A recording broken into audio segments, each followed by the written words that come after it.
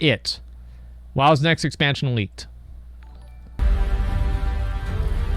Jeez, dude. Thank you again, man. Hey everyone, and welcome back to another Warcraft video. So, proceed with caution. Today we're going to cover a BlizzCon 2019 link that does indeed originate from the Blizzard Gear store. Good. And while we don't know exactly what the next expansion is like literally going to be, a key plot element from it has actually been spoiled. So that means if you wanted to do like a spoiler-free BlizzCon viewing party with your friends, you might want to tune off this episode. But if you've already seen the leaks and you want some lore speculation, then I think we're going to have a great time today. Of course, final reminder with our Patreon, the big master tier this month with 5 physical items and shipping included, that ends in like 2 days. So last chance to get that, and of course it's a massive help for our team, and it's actually allowed us to bring on our new video editor who will be starting next Monday, which is hype as hell. Okay, with that, let's get into the speculation. So a key part of 9.0's expansion reveal has been leaked through the Blizzard Gear store. Why? Well, it's actually down to their store architecture. So one of the new BlizzCon items, right, is a fine art print of Onyxia. You can go and see it now. That's rather awesome. incredibly though, the hash for the Onyxia print and the leaked print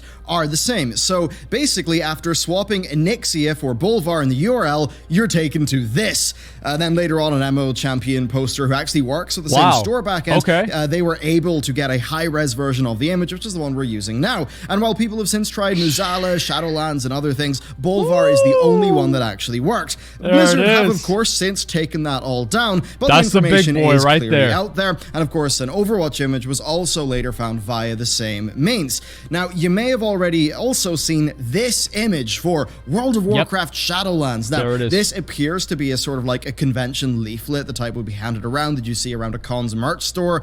Now, it's not a verified image. Right now, it just looks really good, but it's not confirmed as a real leak. John, our graphic designer and the man behind many of the thumbnails in the last few months, he did a breakdown of the logo that's really good, and he basically just found that, yeah, it's very, very high effort at the very least. So, to be honest with you here, right, this Bolvar image, it's not that surprising, okay? Blizzard have been building up to this for literally years, even going so far as to build out the Arthas Lich King's world-preserving motivations in Chronicle. Yeah, Arthas literally did not unleash the full scourge upon us, and even Metzen, way back in the day, asked us to wonder why he didn't, so that's an interesting tidbit. But okay, let's get into the image. So this is clearly from a major cinematic. That's, I mean, that's right in line with how BFA was revealed in 2017, and for that, I'm really excited. Now, we see Bolvar. He's finally finished melding. He is standing strong, shoulders back, looking like a badass with his new hammer. So, him actually moving and getting up, that's significant. It means he's clearly melded with the Helm of Domination, and more on that helm soon. So, we see he's also got his new hammer, and we see that the hammer is not inscribed with the Nathrazim runes of Frostmourne. And yes, Blizzard did confirm in Chronicle that the Lich King's armor and blade were forged by the Nathrazim. Now, this hammer clearly is not all, though, because you can see that it contains the same ever-burning dragonfire that cleansed Bolvar. And I've got to wonder if he's paid the red dragons a visit and claimed some of their power. After all, he does encourage you to kill red dragons in Legion's patch 7.2 Order Hall campaign, and you know, he comments on how he's cold and feels nothing. Now, what's really grabbed people about this is the helm itself, because when it first goes on Bolvar, right, it glowed red along with the rest of him. And then also, as I think called to attention in a recent video, right as the helm is going down on his head, it plays Yogg-Saron's theme, which is, I mean, a bit in the nose, but that's something to keep in mind. Now, I actually look back at the old cinematics, and when it first went on Arthas, it glowed blue, its usual color. And, I mean, there's multiple reads on this. We don't know that much right now. I mean, first, when he took up the helm, Bolvar was really powerful, but by the time he gets up off the throne, well, he may have melded more with the Lich King persona, whatever's lingering in the helm. Now, it's true that his eyes were red when we visited him during BFA, so, I mean, it's still an odd one. I think it's an intentional change, though. It's clearly going to represent something major. I think it'll be a decent... Dude, he looks fucking badass, man.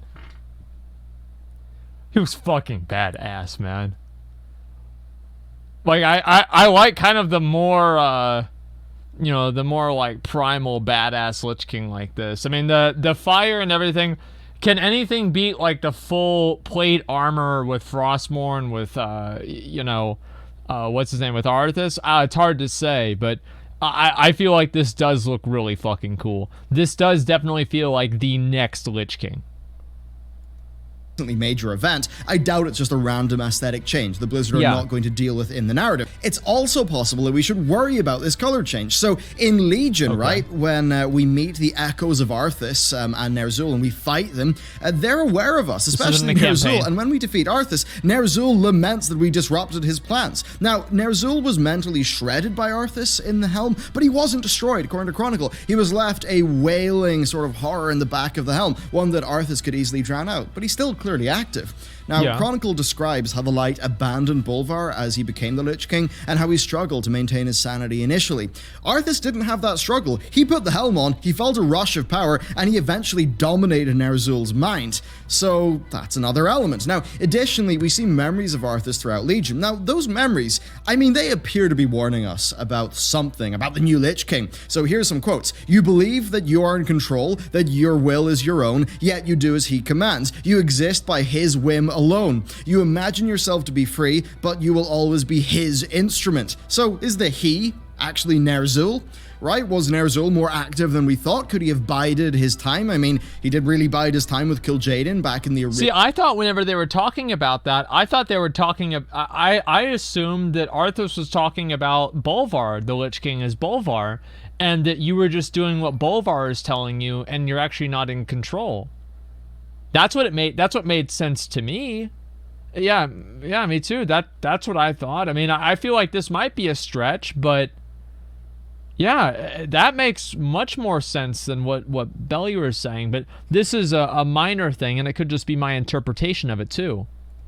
Original Warcraft 3 storyline. I mean, if that was what the memories of Arthas were warning us about, then I've got to wonder if the Lich King used us to purge the blades of, like, Ner'zhul and Arthas at the start of the Legion expansion when we take up the Twin Blades. So that could happen. Right, so basically, a lot of Helm-related spook. Now, as for the rest of the image, well, he's shot dominantly. His shoulders are back, his chest is puffed out, he's looking down at the camera. I've got to wonder, like, is this him defending the Frozen Throne? It's kind of hard to work out exactly, like, where he is, though. I mean, one speculation is that like he could be sort of at the throne facing down Sylvanas. Maybe she's trying to claim the throne for herself, and you know, she would know a great deal about the Lich King's backstory and dealings and his powers through the Valkyr, who of course were in his service for years, so she know all about him. Now, if her goal is to master death, then the Shadowlands clearly are where she would want to focus.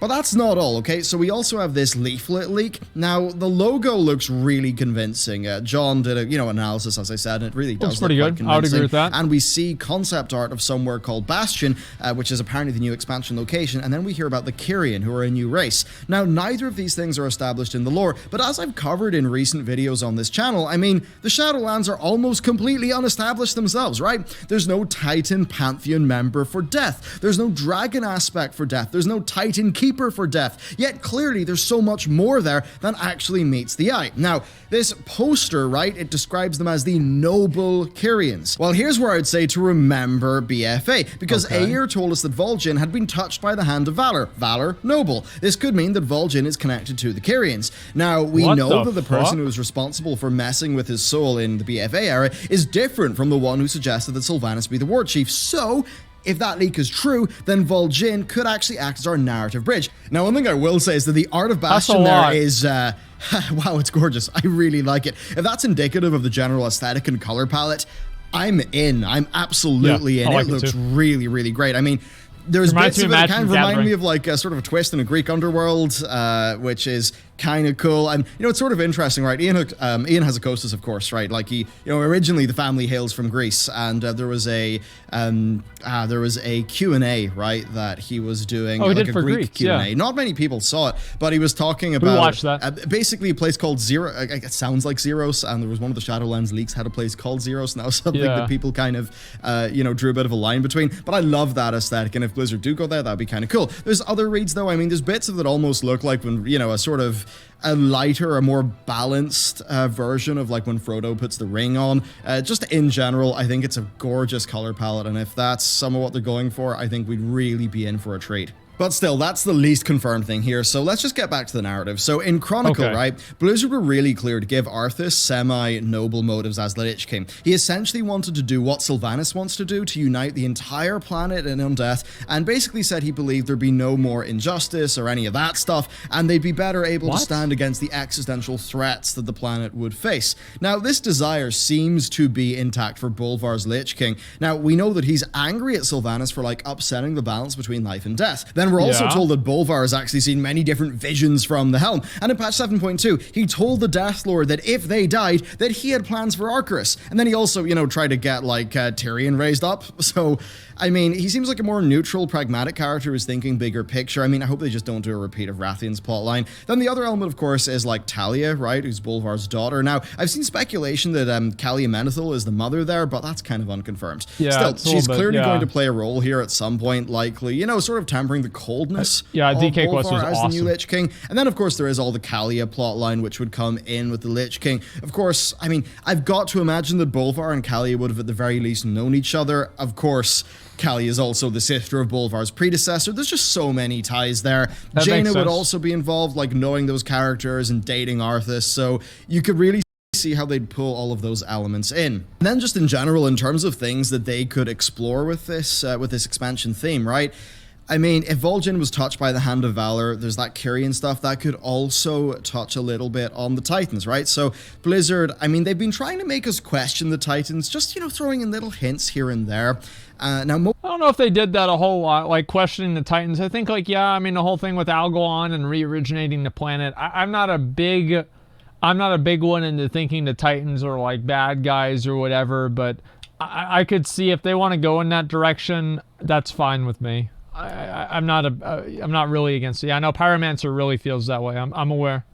Most of that came from the Void. So we've thought, like, well, the Void's clearly evil, right? So we're obviously not going to listen to what they say about the Titans, who are clearly the good guys. But, I mean, it's pretty obvious, right, that they're slipping in reasons to be suspicious about the Titans. Now, if, you know, life and death, the Shadowlands and the Emerald Dream, I mean, I speculated more about this in past videos, but if they are, like, fundamental parts of the universe, and there are Titans that have an affinity with fundamental parts of the universe, or, you know, of the different elements and things like that, I mean, it's really suspicious that there's not one for death. Is there a cover-up there? Is there something mysterious going on? I think it's very obvious that Blizzard could explore that a little bit more. There's also... That actually makes a lot of sense, because, like, yeah, there's not a Titan for death. There's, like, Aenar, the Titan of life. Sargeras is, like, a Titan of war. Argus? Argus was death? Oh. Was Argus actually, like, the Titan of death, though? Argus was destruction, not death.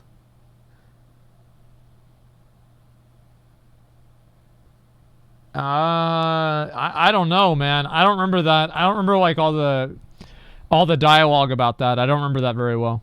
What if Azeroth is dead? Oh, we'll never know. He even had a scythe? Yeah, so do farmers. I don't think a scythe means he's an avatar of death, but I can see what you're saying. Elune. I have speculated about there being other sides to Elune since 2017, or was it early 2018? I think it was 2017. It was like very early on Legion anyway, but they could obviously bring so much of that into an expansion themed around this as well. I think what's really clear to me though is, I mean, it is them trying to establish more stuff, right? They have no RPG source material left, basically, and they just want to sow as many seeds as they can for future expansions. I mean, there's also the part of this that, like, it's just break glass in case of emergency V2, right? I mean, Warlords of Draenor, it's, I mean, man, the TikTok is so funny of World of Warcraft expansions. So Legion was not an Illidan expansion, but Illidan was the big thing that, oh, players, you know, oh, I recognize that, clap, clap, clap, and then players go and actually play the expansion because Illidan gets them in. That's like totally what Illidan did for Legion, and that was coming off, you know, Warlords of Draenor being a big old mess. And people have joked about World of Warcraft having a TikTok in expansion quality, right? You know, one's really good, the other's not so good, and the other's really good. Yeah. So it's like Warlords of Draenor, and then they save that with Legion, and then it all goes downhill with BFA, and then they're like, ah, well, it's a good thing we have another plot element, you know, just encased in glass. We'll smash that open in case of emergency. Get Bolvar back in. That's the Lich King. Suddenly, all the WoW players are back. Of course. I mean, this is pretty much the last time they can do that. I don't think they can do that for Deathwing. I mean, there actually are some ways they could do that for Deathwing. I mean, I've even had an idea that they'll do that for Arthas, because I don't know about that, dude. Like, Arthas is still in the Void. Not the Void, the Oblivion, right? Wherever Sylvanas found herself. Arthas is floating around in there, like massively tormented. But he is there. They could make Arthas come back if they really wanted to, okay? And, I mean, at the very least, it might be cheesy, but it would probably... People would probably think, that's really dumb, and then they'd probably pick up the game nearly instantly. I think that's how that would actually play out. That's true.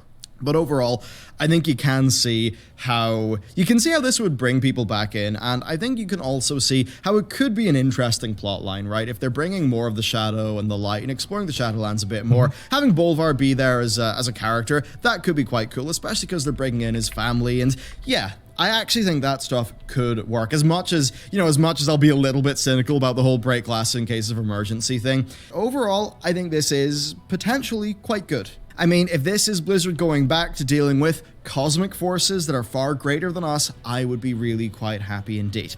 I do not think that Blizzard have been great at writing the super character driven, almost...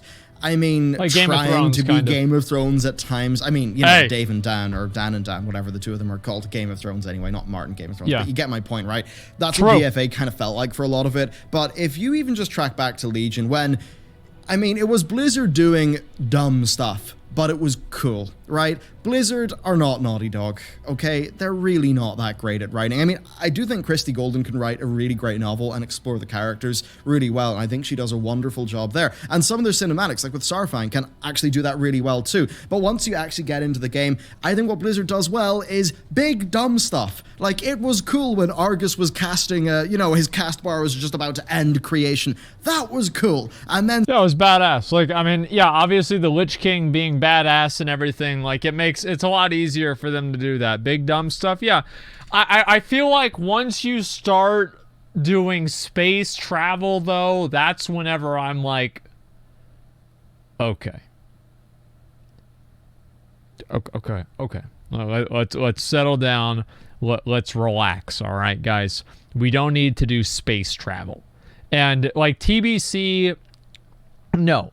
I'm not going to count TBC as an example of that, but there were people that felt that way about TBC, because TBC was like the Dark Portal. It wasn't really space travel. It was like kind of just a bridge between two different worlds, whereas like Argus, you actually flew, as far as I know, you flew over to Argus, and it opens up like TBC was literally sci-fi. Not as much as Argus was. Argus was much more sci-fi than TBC. Let's be real, okay? Yes, they were the same, but they were also different. That's the point I'm making, okay? Let's see. Zone back in, guys. I just cleared it. Okay, let's go. Space Satan comes in and stabs the planet with a sword. Yeah, that's big, dumb, cool, cheesy fun. Yeah. That's basically what Blizzard's identity is as storytellers, right? I don't think they were ever really doing super deep stuff. I mean, back in the days of Warcraft 3, it wasn't deep, but it was just a pretty good storyline with fun elements that you could follow pretty easily, and it had little bits of depth to it here and there that were really quite nice. Yeah. So if it's Blizzard just returning more to things on a cosmic scale and embracing how generally they do just sort of doofy big concepts that have gorgeous art, big music, big epic events. Yep. If they double down on that, I think that's where they're going to find a lot more success than them trying to do a novel in a video game in terms of their storytelling. Well, it doesn't work because people don't give a fuck about the story. That's the issue, is because they don't have to care about the story. Like in these other games, you have all these cinematics, you have voice acting for all of this stuff. It's like you play Red Dead Redemption 2, or you play, like Witcher 3. I think, like, I never really played a lot of Red Dead Redemption 2. I have the game, I just never really played it. You play Witcher 3, everything's fucking voice acted. There's cinematics for all of it. You have to read things and figure it out yourself. So if you compare the amount of focus and the amount of the game that's built around reinforcing the story, and then you compare that to WoW, where the game is not built around reinforcing the story because you don't need to read the quest, you just go to the marker, you don't need to see what they're saying, you just click it, and then you go to the next marker. And I feel like that's very, very different. I mean, like Witcher 3, the game is built around the story, and the story is the main character. And WoW, the gameplay is the main character, which I prefer, but at the same time, it doesn't make for a very good story.